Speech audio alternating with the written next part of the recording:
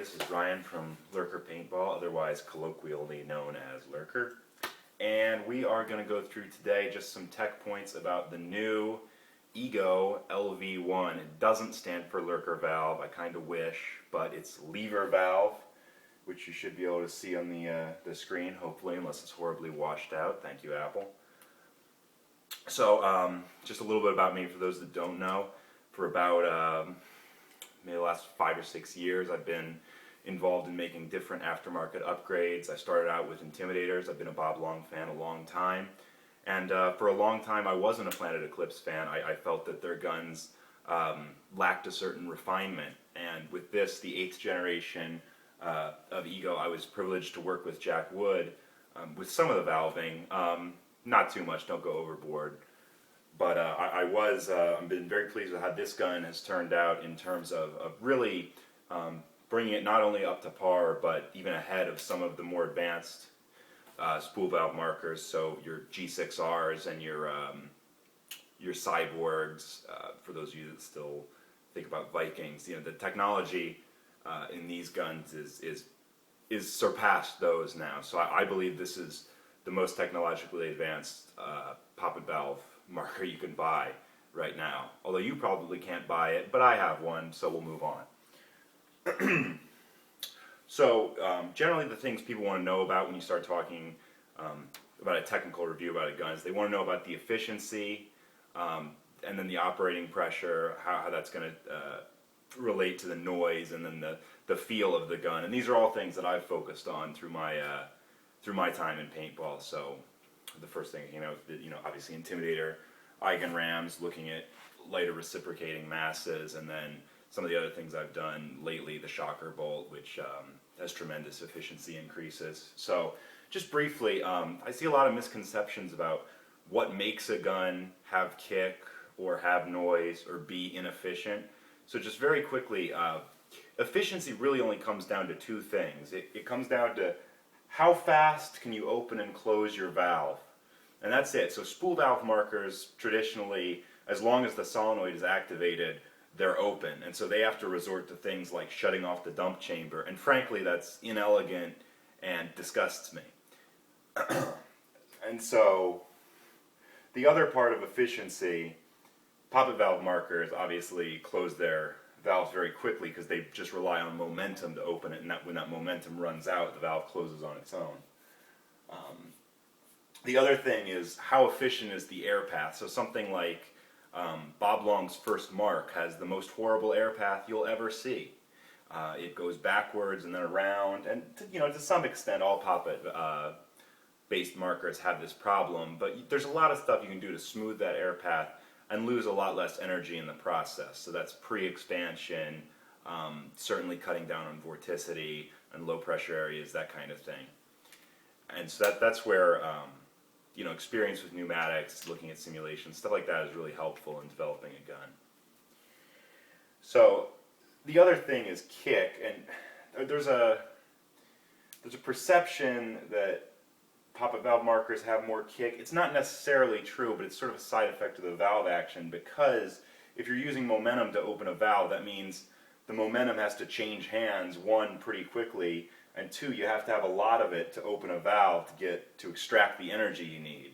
So that's why over the years, a lot of people tried balanced valves, because obviously it reduces the amount of momentum that you might need to open your valve, but the problem is, in that case, you're adding critical seal. So what I define a critical seal as a seal that moves, so it's in the action. It's not just chilling out like an engine seal O-ring on your spool valve. And it also is critical for the operation of the gun. So in other words, if this O-ring goes down, you're going to see degraded performance from your gun.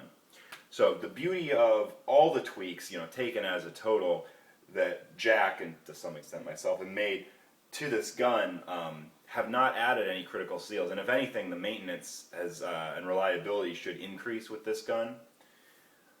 And by not adding any critical seals, they've still managed to really smooth down the shot in this gun. So we'll just go through some of the parts that have changed.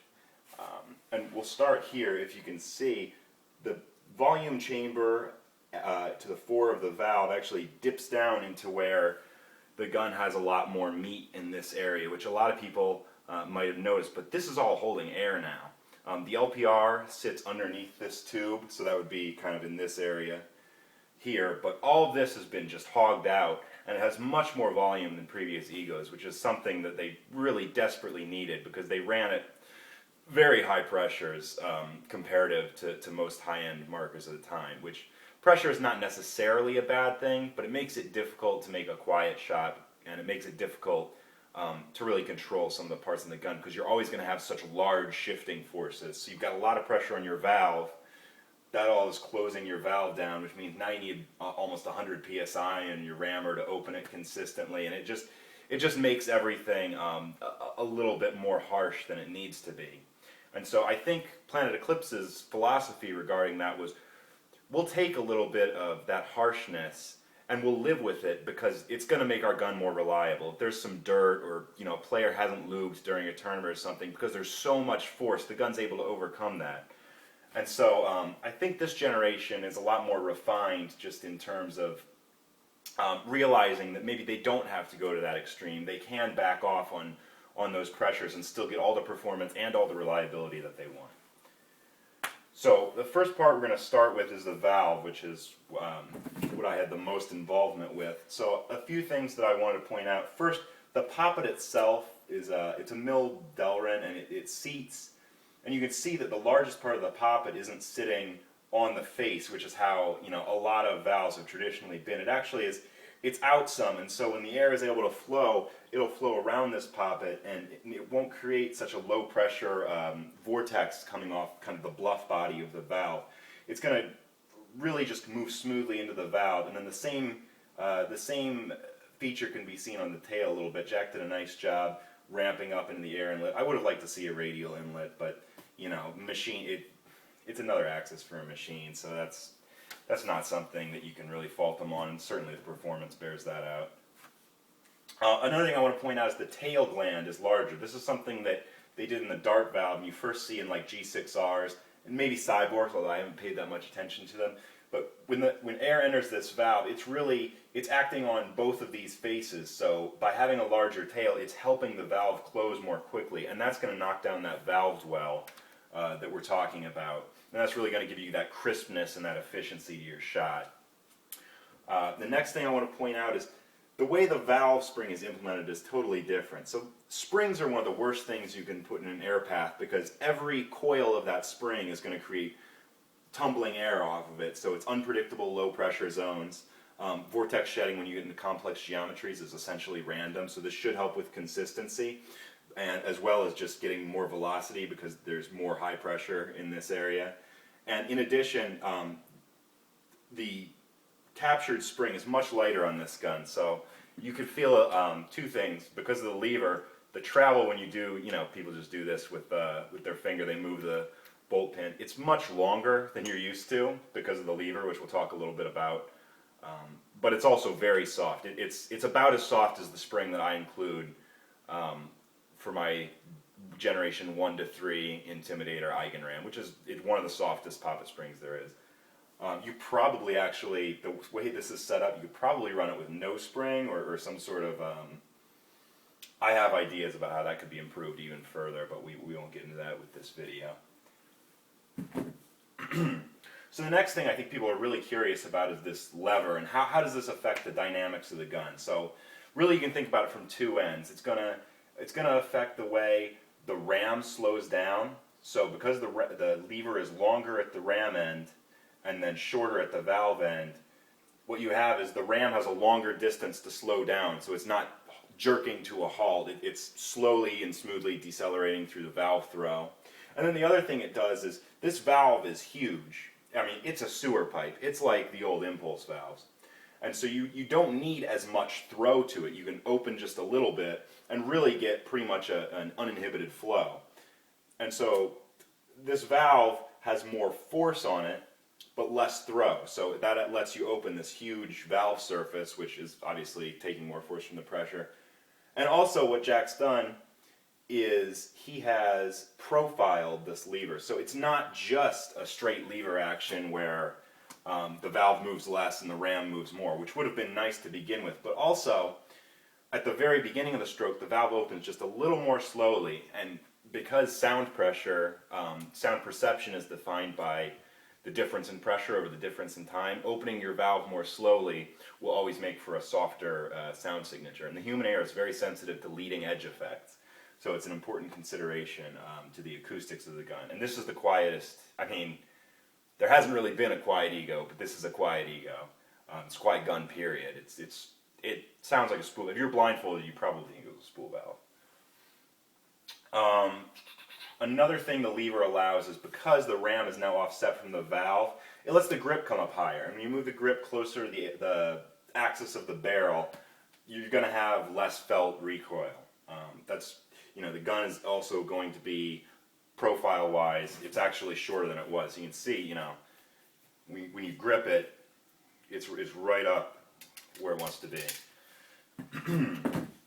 So moving on, just real quick, some people, I don't think people have talked about this a lot, but the bolt, it does have O-rings, which obviously is going to help your sealing efficiency. It is a radial path. They didn't cut any corners in terms of the air path through the bolt. And it is a soft face. It's a soft face. It has the cutouts for reballs, and it is tapered as per their Cure generation has always been. So I think that pretty much covers it for the stuff we'll talk about up here. So hopefully I'm not going to screw up this too much. But a lot of people have asked about the air tube, what my thoughts are. I thought it was a little funky at first when I got the gun, but it doesn't get in the way. It really doesn't. I mean, I have pretty big hands, but it really, I mean, you saw in the video, a lot of people go vertical thumb, and actually when I do that, I tend to wrap my finger over, because that really gives you a lot of control over the gun if you want to go one-handed. But you can put your thumb here, you can put your thumb here, you can put your thumb here, you can put your thumb in the trigger frame if you're kind of crazy, but it doesn't really get in the way, and certainly it doesn't get in the way more than Macroline would. I mean, would it be nice? I mean, it might not be quite as clean as some of the gas-through systems, but the advantage is all this has become toolless now. So you remove this tube, and then you can take off the regulator, and once you have the regulator off, because of the system, a couple people asked about the tuning fork, that actually holds the valve and the LPR in relative to everything else, so it allows you to move this cap. So a lot of this gun is toolless disassembly now, which is a nice feature that not a lot of people have been talking about. So it's a very easy gun to tech, which I think was one of Jack's major goals with maintaining the air valve system. So you would be able to swap in a Macroline if you wanted, but I think mostly people should just hold this, and they should really hold it in, like they would play with it, because if you're thinking about it, yeah, it's easy to make yourself think that it's going to get in the way, but I don't think that's going to be a lot of people's experience with it. And certainly, Planet Eclipse has had their players out there testing the guns for that type of thing. Another thing, the grips. This is here to stay, guys. I mean, nobody's going to go back after this. If you get shot with paint or something, I mean, you can feel like blindfold. It's a lot different. If you're there to actually, shoot people in any condition, you're going to want a rubber foregrip. You just are. It's kind of surprising that it took this long to get to this point. And there's a little culture shock, but I think it lasted about 2 days where people are saying, "Oh, it's really ugly," and I'm sure they'll come out with color match in the future. Well, I'm not sure, but if they come out with color match in the future and maybe work on the aesthetics a little bit, I think people will be plenty satisfied with that. The pop system, I just want to comment. It's very easy. It's my favorite ASA design, I would say. It latches.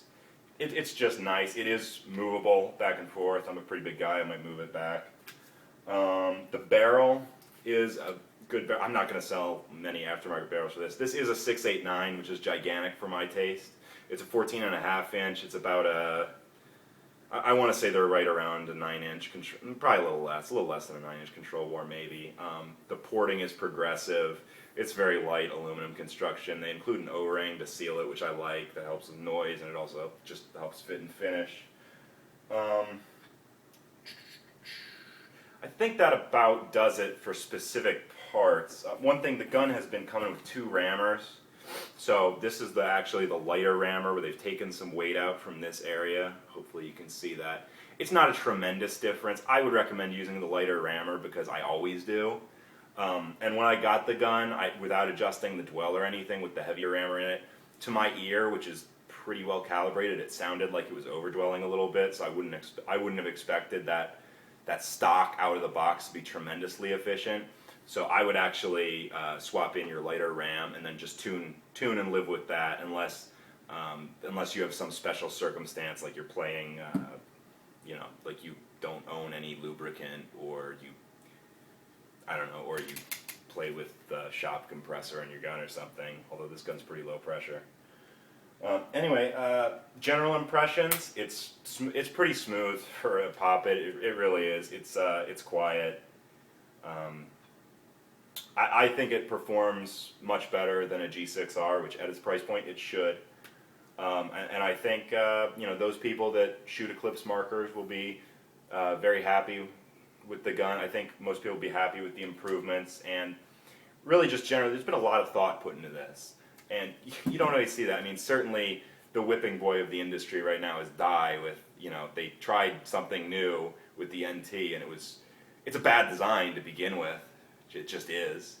And then it wasn't executed very well either. So they've tried the SLG and the NT, and they're both just not good designs. And then they do yearly releases, which of course, affects players in terms of resale. So I think you should give Eclipse some props for not only avoiding that basically money grab where we're going to make a gun every single year, but also they really took their time and they looked at every single part in the gun. I mean, I don't think there's, I think the board is just software update. I think the board and the solenoid are pretty similar to the Ego 11.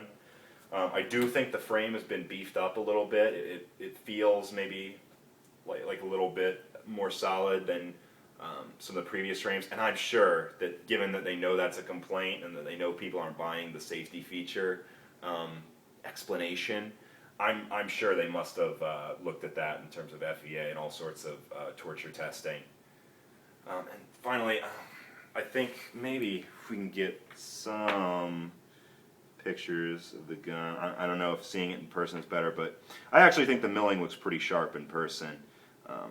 The back tube is just tiny. I mean, there's nothing back here. The balance of the gun is pretty good. I have shot it, and I know it doesn't look. It looks pretty darn new. I haven't taken it out in the field because I would have had to tape it up and everything. But just playing around the backyard, it does shoot really nice. And but it's still an Ego, so it's the things you'd expect from an Ego, in addition to all the new smoothness, and it's going to be more efficient than your previous Egos due to some of the stuff we talked about with the valve.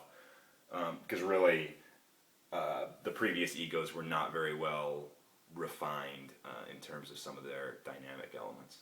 So anyway, I hope that answers some questions or helps people get a feel for some of the internals in the new gun and just generally the technology that goes into one of the advanced paintball guns of today. And hopefully you'll check us out in the future, Lurker Paintball.